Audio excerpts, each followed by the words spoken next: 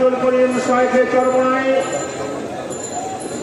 আজকে মঞ্চে উপস্থিত আছেন ইসলামী আন্দোলন বাংলাদেশের সংগ্রামী মহাসচিব অধ্যক্ষ হাফেজ মাওলানা ইউনুস আহমদ।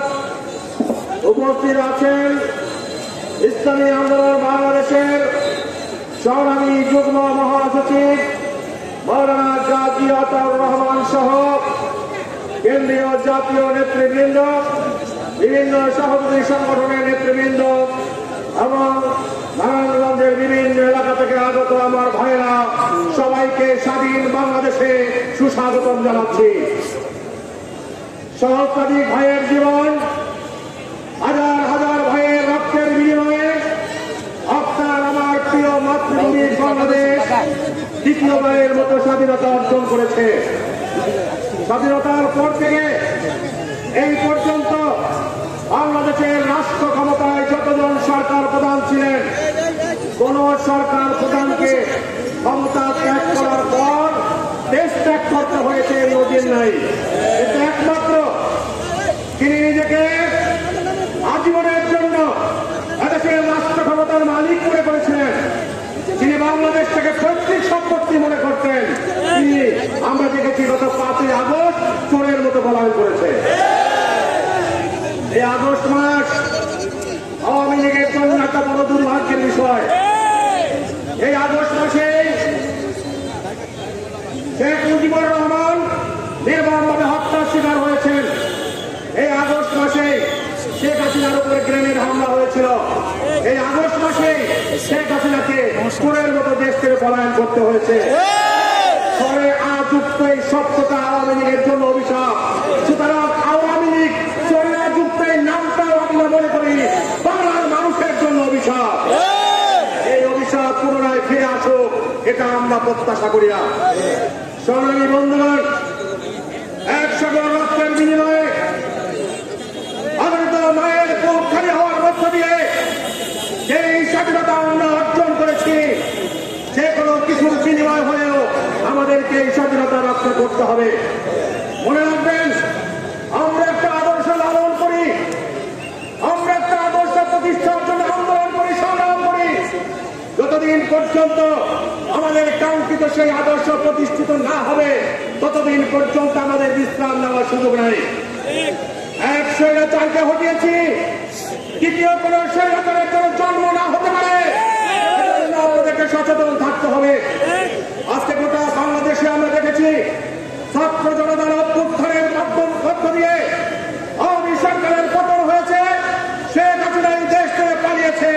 ঠিক একই দিনে আবার বিভিন্ন পাড়া মহল্লায় কিছু অতি উৎসাহী ভাইরা সন্ত্রাসের রাজত্ব কায়েম করার চেষ্টা করেছে। স্মরণ করিয়ে দিতে চাই, ছাত্র জনতার আন্দোলন যে কত গতিশীল হতে পারে সেই ইতিহাস আপনাদেরকে শেখাতে হবে না। আগামী দিনে ক্ষমতা গ্রহণের স্বপ্ন দেখে যদি কেউ আবারও সন্ত্রাসের রাজত্ব কায়েম করতে চান, দখলদারিত্ব প্রতিষ্ঠা করতে চান, এদেশের মানুষ আপনাদেরকেও ছেড়ে কথা বলবে না। সংগ্রামী বন্ধুগণ, স্বাধীনতার পর থেকে যাবৎ পর্যন্ত ক্ষমতার পালাবদলে যারাই ক্ষমতায় এসেছে, আমরা দেখেছি এদেশের মানুষ তাদের প্রতি বিরক্ত, তাদের প্রতি অতিষ্ঠ। আওয়ামী সরকারের পতনের পর আবার যারা ক্ষমতায় আসার স্বপ্ন দেখছেন, এদেশের মানুষকে ইতিমধ্যে তাদেরকে হলুদ কার্ড দেখিয়েছে। এদেশের গণমানুষের চাহিদা পুরনো কোন ক্ষমতাধরকে তারা ক্ষমতায় দেখতে চায় না। এদেশের মানুষ বিকল্পের সন্ধান করছে। এদেশের মানুষ একটি আদর্শবাহী পতাকা, একটি আদর্শবাহী কাফেলার স্বপ্ন দেখছে। আমরা বিশ্বাস করি ইসলামী আন্দোলন বাংলাদেশ এদেশের মানুষের সেই শূন্যস্থান, সেই চাহিদাকে পূরণ করতে সক্ষম হবে ইনশাআল্লাহ।